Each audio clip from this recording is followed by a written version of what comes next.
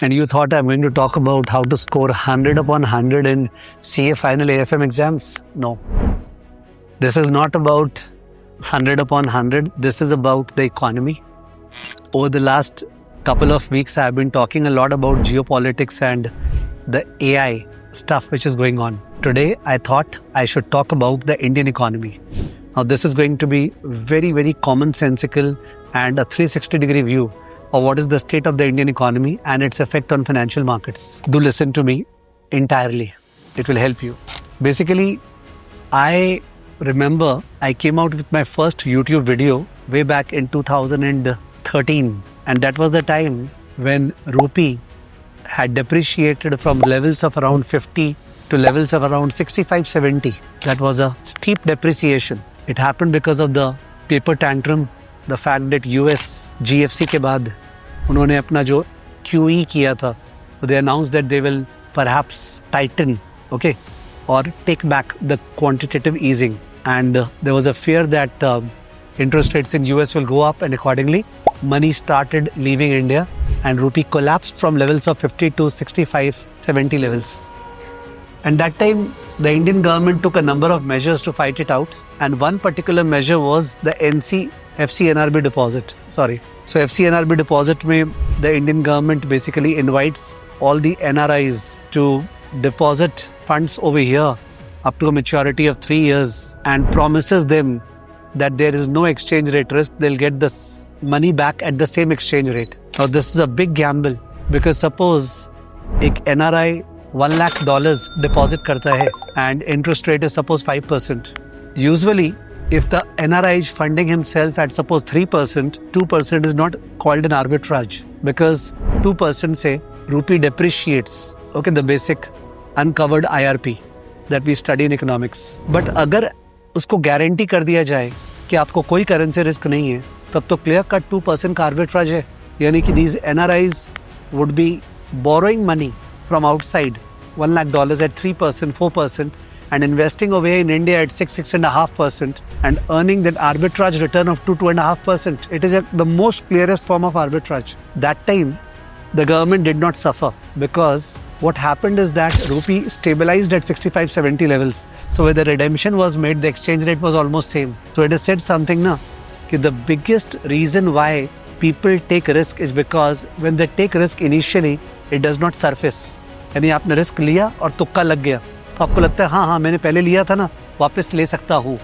ये typically individuals करते हैं, ये कॉर्पोरेशंस करते हैं और ये गवर्नमेंट भी करते हैं. अभी एग्जैक्टली सेम स्थिति हो रही है. Now that we are seeing that rupee is tending towards 100 और 100 अगर रूपी टच कर गया तो मैथमेटिकली तो it's just a number, it hardly matters. But politically और सोशली क्या होगा ये आपको पता ही है.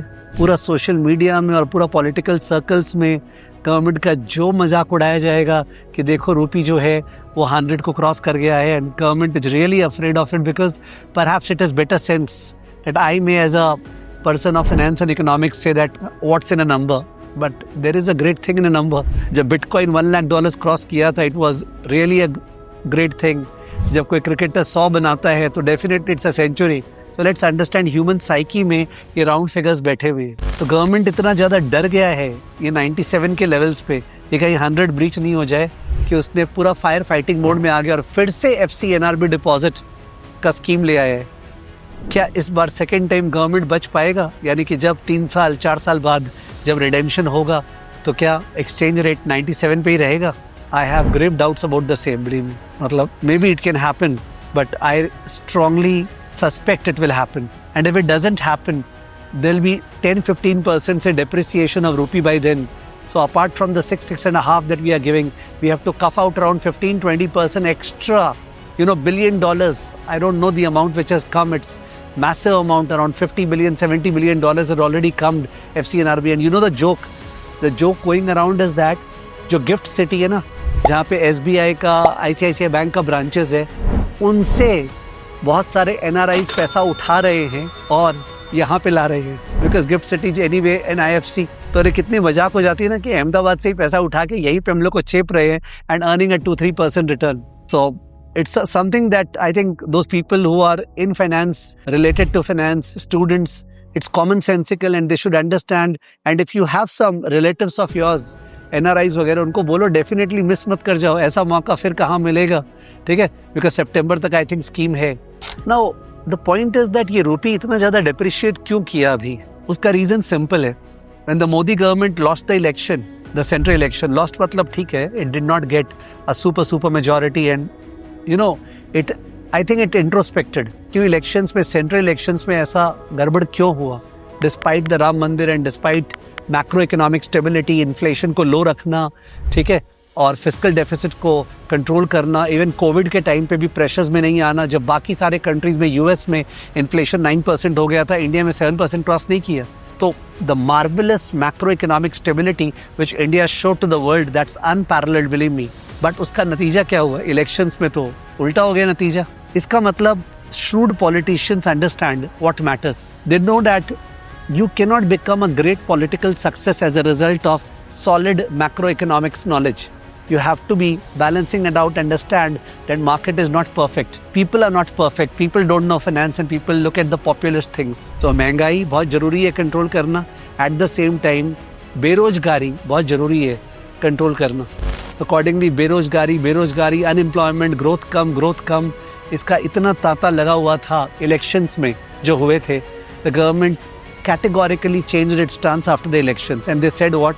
अब हम लोग ग्रोथ पे जाएंगे. एंड आरबीआई का पूरा स्टांस चेंज हो गया. वही आरबीआई जो इतना ज़्यादा इंटरेस्ट को हाई कर रखा था पोस्ट कोविड 21 में, 22 में, और वो आरबीआई आज के डेट पे, in spite of the fact that अपने वॉर्स चल रहे हैं and crude prices have gone high, okay, despite all that this RBI does not hike repo rate. Okay, it does not hike repo rate. और इसलिए interest rates in India are subdued while interest rates बाहर में बढ़ गए हैं.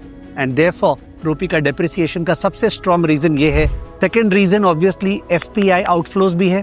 Foreign portfolio investors ने पैसा निकाला है इंडिया से, और इसमें इंडिया कोई बुराई नहीं है कि क्यों निकाला है. इसमें तो एआई जो चल रहा है, India is not an AI trade, okay, Korea is an AI trade, rest of the world is an AI trade. And अगर पैसा एआई में ही जाना है तो पैसा कहीं ना कहीं तो बेचना पड़ेगा ना. तो वो लोग को इंडिया ही अच्छा लिक्विड मार्केट देख रहा है बिकने के लिए. And therefore FPIs have pulled money out of India. That has been once again a second pressure point. तो one is the Indian government's focus on keeping interest rate low to boost growth and to boost employment, ठीक है. And the other is the FPI outflows which have taken place because of the AI का entire thing going on. And of course India has not been able to attract FDI because अगर whatever $900 billion type का FDI अगर आया होगा अपना, ठीक है, last year, तो उसमें से बहुत अमाउंट चला गया because of foreign companies, you know, coming out with IPOs. Hyundai ने ले गया वगैरह वगैरह, तो बहुत सारा FDI चला भी गया. तो such that the net FDI inflow was less. So we are really starved on the capital account side of the BOP. Current account I think is doing well. We have a very meager current account deficit. In fact, last quarter we had a current account surplus. Okay, but current account का problem नहीं है अभी problem हो रहा है capital account का, ठीक है. We have also got to understand that even though the central government has till now exhibited a very good fiscal discipline, maintaining the fiscal deficit targets, okay, but the state governments are into a freebie competition. एक particular state government announce करता है 2000 का free women को और free बीज, and दूसरा फिर 2500 का, तीसरा 3000 का. Where is this going to end? As a person who has studied economics all my life, I know the dichotomy between efficiency and equity. कि अगर आपको स्क्यूड डिस्ट्रीब्यूशन ऑफ इनकम कम करना है, you got to distribute money to the masses, okay, you got to look at social equity. You can't always look at allocation efficiency. I know that very well. But when the limits are breached and you have a competition कि भाई सरकार वापस आने के लिए राज्य के level पे अपने को बहुत ज़्यादा फ्रीबीज डिस्ट्रीब्यूट करना पड़ेगा. ये फ्रीबीज फंड कहाँ से होगा? तो सारे के सारे स्टेट गवर्नमेंट्स ने I think to the tune of around 7 lakh crore okay का मैंने पैसा डिस्ट्रीब्यूट किया है. और ये सारा का सारा डेफिसिट तो बाजार से बोरो होना पड़ेगा ना, स्टेट गवर्नमेंट पेपर. और ये अगर बाजार में आता बोरो होने तो उस केस में इंटरेस्ट रेट बढ़ जाता. But RBI doesn't want interest rate to go up, and therefore RBI has monetized the deficit. RBI has monetized the state government deficit, and this monetization is obviously going to lead to inflation, and this inflation is going to further put pressure on rupee. And उस case में I'm really worried about the fact that वो जो अपने बोलते हैं ना कि politics में सक्सीड करने के लिए महंगाई और बेरोजगार इन दोनों को मैनेज करना पड़ता है. तो भाई बेरोजगार के तो आप पीछे पड़े, पर महंगाई का आपके छुट नहीं जाए. Of course I am a very very less informed person and मेरे में लिमिटेड नॉलेज है. I am sure those at the helm of policy making, they have the best of brains in terms of where macroeconomic stability is moving towards. I have a strong confidence on the integrity of this government, okay, and I believe this government has done a lot of good for the Indian masses, and we hope that the macroeconomic stability will be maintained, while at the same time whatever political dangers they have, they could also be managed. So this understanding, I think it's commonsensical. मैंने बहुत सारी चीज़ों को elaborate नहीं किया होगा because videos are not supposed to be too elaborative. Nobody has the patience to listen to anybody for 2 hours, and especially in a boring subject called economics. But I really felt that if you wanted to understand the nature of Indian economics going on, this is the juncture at which we stand. We are risking macroeconomic stability going ahead 2-3 years down the road. And what surprises me is that exactly 2-3 years बचा हुआ election में, central election में. तो उस case में अगर exactly वहीं पे इन्फ्लेशन सरफेस हुआ, ठीक है, because of this monetisation of state government deficit, और वहीं पे जाके रूपी के ऊपर प्रेशर आया, तो ये जो 100 का बात कर रहे हैं ना, दिस 100 वोंट बी स्टॉप्ड. ये 100 स्टॉप नहीं हो पाएगा. It will get crossed, and ना आप साइकोलॉजिकली बच पाएंगे, ना आप बेरोजगारी को बचा पाएंगे, ना आप इन्फ्लेशन को बचा पाएंगे. I wish I am wrong. I 100 times wish. I wish that you wish that I am wrong, and we can maintain political stability while at the same time ensure that price stability is there and rupee also stays within a bound, and we are able to increase the competitiveness of our Indian economy, and we march towards the Atmanirbhar Bharat that we talk about. Thank you for listening to me.